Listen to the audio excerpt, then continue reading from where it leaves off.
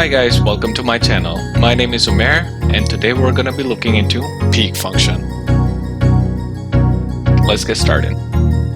That's good. Peek Function finds the value of a given field in a particular row, either in the table that has already been loaded or in the one that exists in Qlik's internal memory.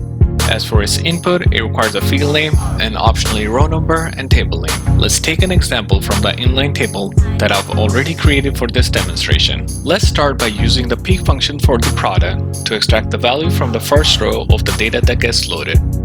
The first row is indicated by 0, and we do not need to mention the table name because it uses the current table. Similarly, we'll use the Peek function to get the value from the second row indicated by 1.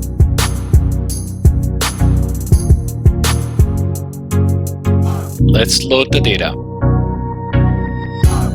and open the data model viewer. As expected, the first value is null because no data was loaded before that row, whereas all the remaining rows correctly show product A as the first value.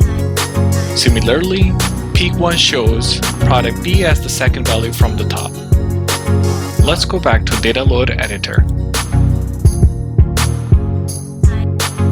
This time, we'll choose negative row numbers. -1 indicates the last record loaded. If no row number is specified, this function assumes -1 to be the default parameter. Similarly, Peek -2 indicates the second last record loaded. Let's load the data. Now, we see the product value from the last record loaded against each of these rows. Similarly, Peek -2 shows the second last product value loaded. Let's go back to our data load editor. Now let's take an advanced example on how Peek function can be used to work with the in-memory data. In our example, we'll try to get all the product names being loaded up to the point of each row. We'll get the product name